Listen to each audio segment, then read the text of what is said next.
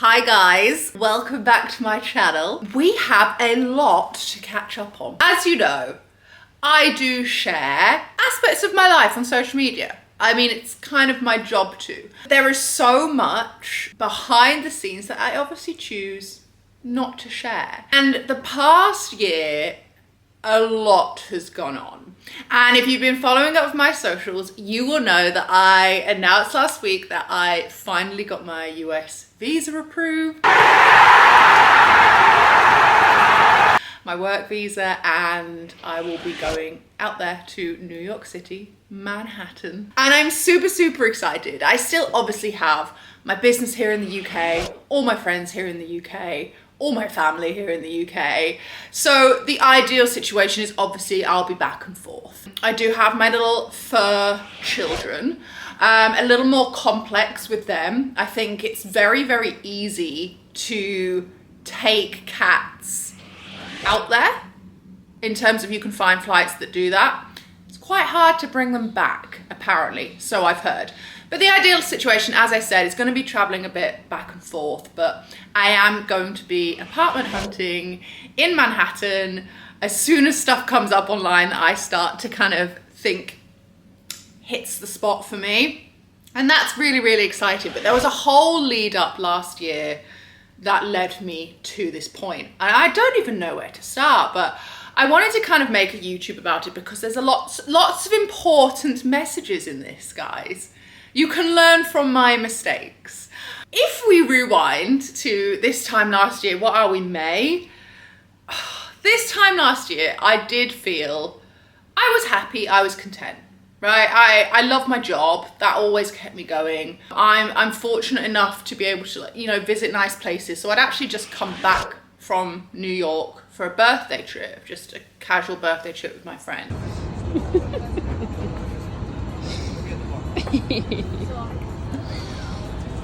And at the time, I'm not going to touch base too much on this, and I'm not going to say a bad word about it, to be honest, but I was in a situationship for a very long time with a guy who, you know, owe a lot to. We got on really well, very good friends. Don't really personally have a bad way to say about him. It takes two to tango, but at the beginning, for me, it was what I needed, right? I was setting up my business. I had so much going on. It was casual. We got on really well. You know, the chemistry was there. Everything was grand. And I think obviously I take blame for this, but I pushed feelings that I had to the side because I was like, it works. It does honestly just fit into my life quite nicely. So it worked for me. And kind of this time last year, I think things were just coming to a head, and I was like, wait, I think I have feelings for this guy. And you know, that the situation always was neither of us wanted a relationship. That's what I said, that's what he said. But I think deep down, even though I maybe didn't want a relationship, it's really weird feeling. I didn't really want a relationship, but I had feelings for him, and that's what caught me out. And it made me realize now, looking back on it, that he meant a lot to me. So I was putting things on hold. And yeah, maybe this thought of going and taking my business over to the US, hadn't occurred to me before, because I was quite content here. You know, I had my business, I had my friends, and I had someone like him. But when things ended, I had as well. So around this time, I randomly went on Rightmove one day and was like, let's see what's in the area to buy. I wasn't planning on buying, don't know what I was doing. You know those nosy days you have where you just want to look at nice houses on Rightmove? Anyway, one came up 3 doors down from me, and the next day I was there viewing it. I was like, let's just go see. Let's just go be nosy. Let's go see what we can get for that money. I want to see this house. So I grabbed Soph and Claude, Drone Lady and Claudia, and I was like, let's go view this house. And it was just, I loved it. I know this street. I know this area. I fell in love. And I was like to my accountant, we have to make this happen. You need to do my tax return. I need to get this mortgage and I need to get all my savings together. We need to make this happen. When I say this house was expensive, okay, it would have been every ounce of my savings. It would have been, I think I managed to get one mortgage offer. Because you're self-employed, it is a little harder when you're a business to get a range of good rate mortgages. The mortgage rates were super high, so my mortgage repayments were going to be quite expensive. But I was like, this is my dream house. This is what I want to do. And I was still in this situationship at the time. Not that that had anything to do with it, but you know, I was, as I said, I was very content. And I was like, I'm going to get a house here and put my money into property. Then what happened? I think the situationship ended. That's all we need to say on that. As I said, not a bad word to say about it, but enough was enough and we needed to call it a day. And I went off to Bali with my friends. I don't know if you remember last summer, and some stuff came back on the survey for this house. And bear in mind, I was so excited. I was putting together like Pinterest boards for this house. Sophie and Claudia working construction, so I'd rope them in to build me, like, there was a whole spare room. I was like, that's going to be my walk-in wardrobe. I was buzzing that I was going to own my first house here in London on my own, and it was such a big deal to me. And I went to Bali, and some stuff came back from the surveyor that kind of needed looking into, and he was a bit iffy about it. And I just sat down with my friends and I was like, what am I doing? Like, what am I doing? It's always been a kind of a goal of mine to grow my business within the US. I've always known that's where the majority of my social media following are from. I have many clients and app members from there. And I've always just had in the back of my head, wouldn't it be brilliant to take my business out there and see what we can achieve? But never did it. Like I said, was kind of putting shit on hold. Lesson there. And I was sat around the table. I remember where I was in Bali, and my friend just turned to me, and my friends were giving me options like, why don't you do X, Y, Z? Why don't you look for another house? Why don't you give it a bit more time, get a slightly higher mortgage as well? And then by this time next year, you could be buying something fucking like even better. And I was like, no, this was my dream house, but something in me just wasn't clicking. And my friend turned to me and was like, I can tell your heart's not in it anymore. Something's changed. So I called the agent and I pulled out. And I went to a wedding, actually. And this was literally a sign from the universe. And I met a girl who was friends with the bride. We were chatting and she was in digital marketing, and it was a really interesting conversation because I was like, I'm looking to hire someone in digital marketing for my business. Where are you based? She was like, we moved to New York like 5-6 years ago, me and the whole family. I upped and left and moved over there. And I was like, well, this is the stars aligning, isn't it? I was like, I want to grow my business out in the US. You are in digital marketing. I need a digital marketer, and you're based in New York. So we had some conversations and I ended up hiring this company, and chatting to her, she was like, look, why don't you? I'll give you a lawyer, speak to a lawyer, see what options there are. Why don't you see if you are eligible? Because it is a goal of yours to come out here and continue growing the business out there. And I just think New York's a city for me that I do feel alive when I get there. And there are many people commenting when I did my announcement post being like, why would you want to live there? It's not you living there, it's me living there. So you know, let people decide for themselves. And yeah, I may hate it, but it's always a place I felt kind of at home. It's close to London, like it's not too far. It's kind of London vibes. If you are a Londoner, it's that city vibe, which I love. And it just, yeah, every time I go, I feel motivated to work there, but I can't legally work there. So I had a chat with her. She put me in contact with a lawyer, and I rang the lawyer one day and we had kind of a discussion about visas and eligibility and what are the options when you run a business like mine that is very remote. And my main offer is digital products. I have trade, obviously, between the UK and the US, but it wasn't a physical product. It's not like I'm shipping clothes. It's a digital product. So we went away and did all the kind of math. She said, basically for this, 50% of your international audience so excluding the UK, needs to be US to apply for the E1 visa, which will be best suited for you and your business because you do have a lot of clients from there. So basically we needed to go through every transaction, every customer, every single bit of money that's come through my company in the past 7 months. This was from April to October, okay? So by this time when I started doing this, it was around the start of September.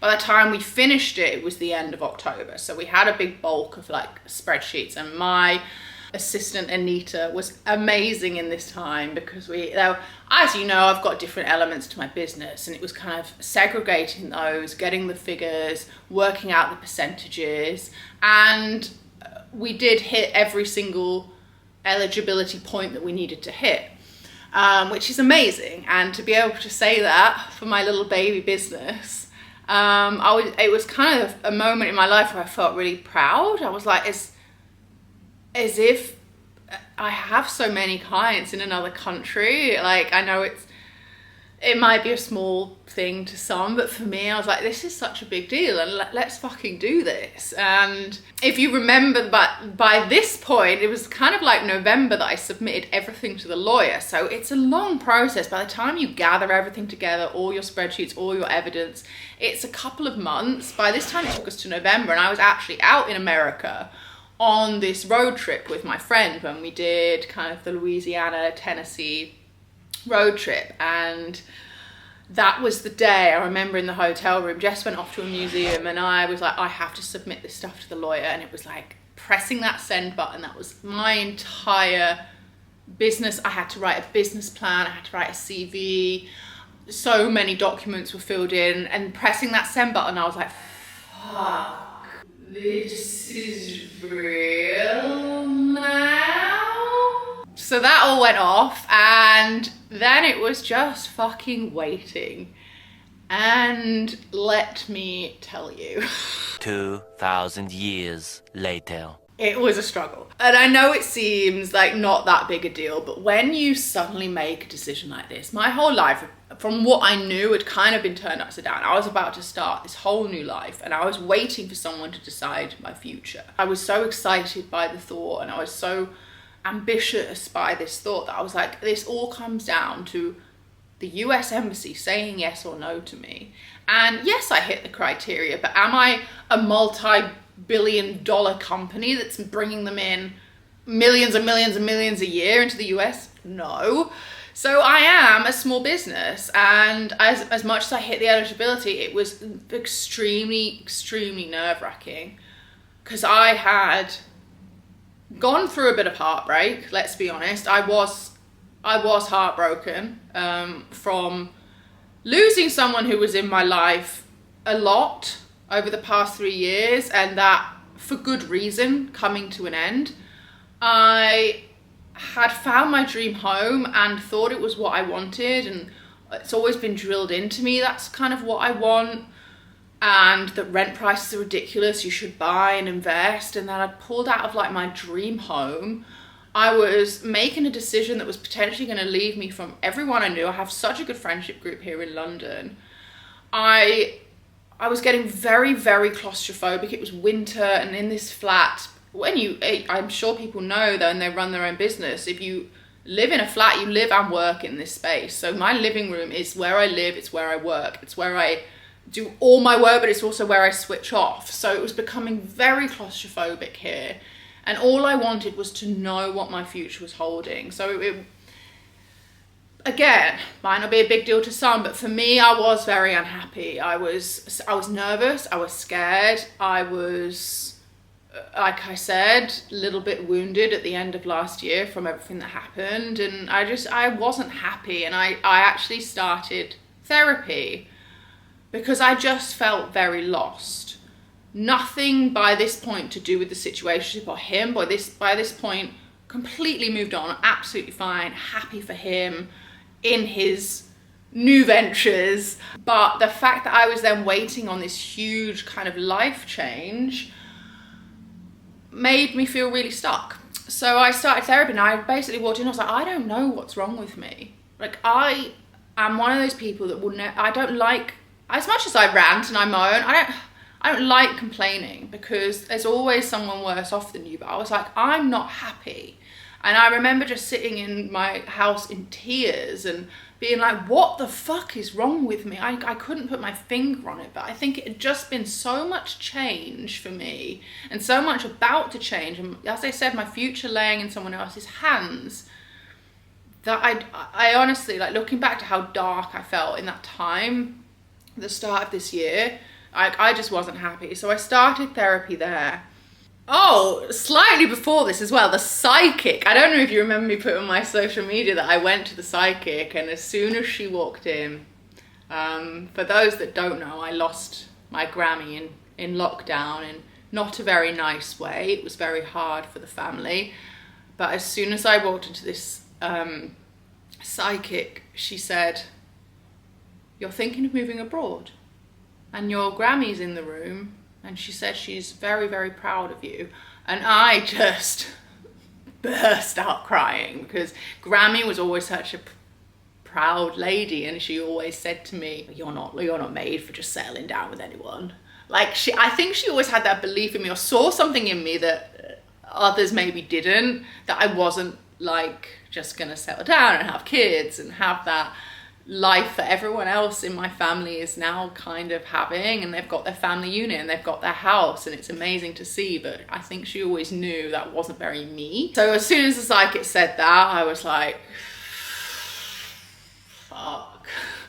I knew it was something I wanted at that point. So yeah, I've actually finished therapy now.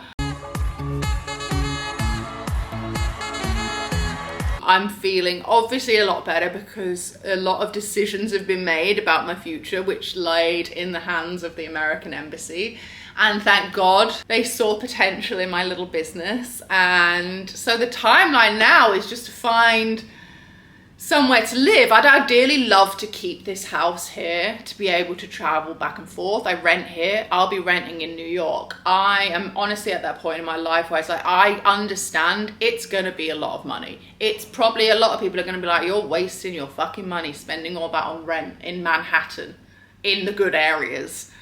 But I'm like, do you know what? If it makes me work harder, if it makes me motivated, if it allows me to enjoy my life, then who the fuck is to tell you otherwise? And I remember having a conversation with my friend years ago of how much she was spending on rent, and I was like, that's fucking ridiculous. And now I'm like, fuck it.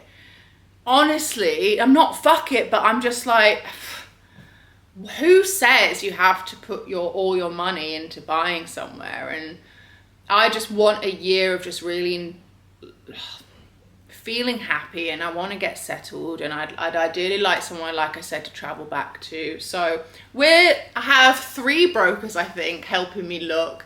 Nothing's come online yet. A dream apartment came online at the start of the year because I was obviously checking for about 6 months before I was due to go.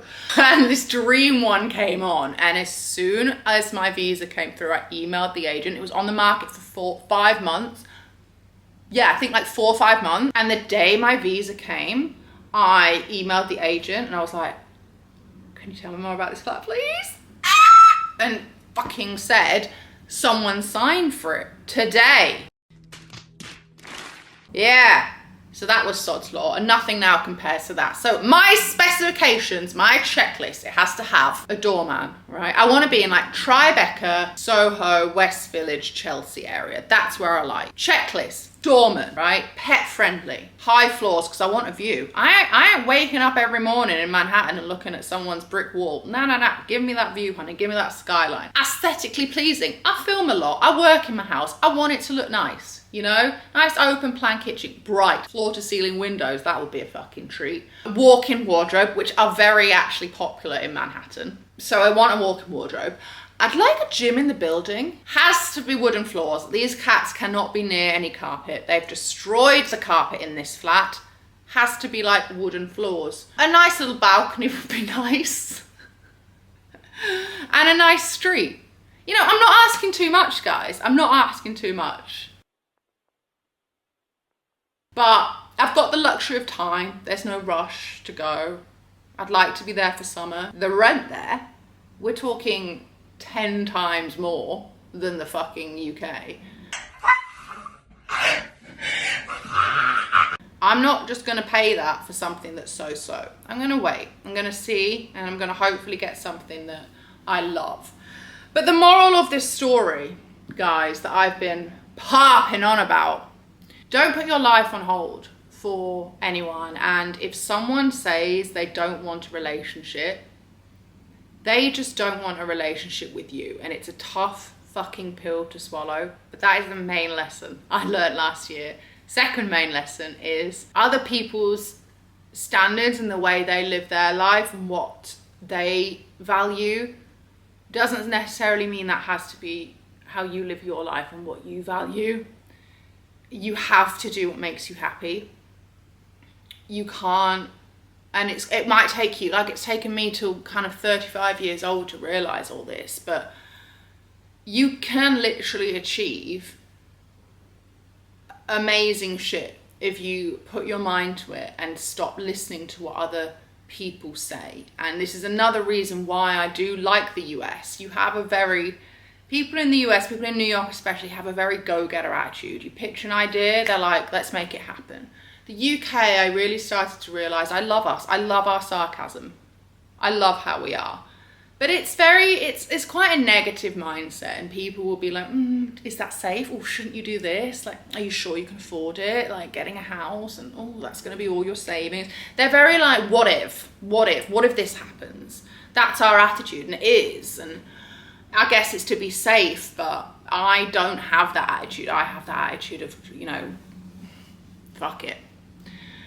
And it's done all right for me so far. When I have started saying fuck it and started saying yes to things kind of start falling into place. So that would be my advice.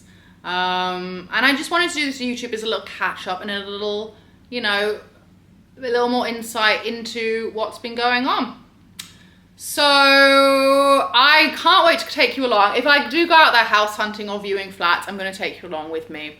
Obviously, when I move out there, whenever that happens, I'm going to be vlogging a lot and showing the move, and even like packing up in the UK and how to get the cats over. I think a lot of people ask, like, if you do take the cats over, which I am, can you show us like the whole process? And yes, because I don't want them going in the hold, so I need to look into alternatives for that. But yeah, I'm going to be vlogging a lot more, and I'm really excited to share the journey with you. And thank you again for all your support. And I guess we should wrap this up. So New York City, here we come, baby.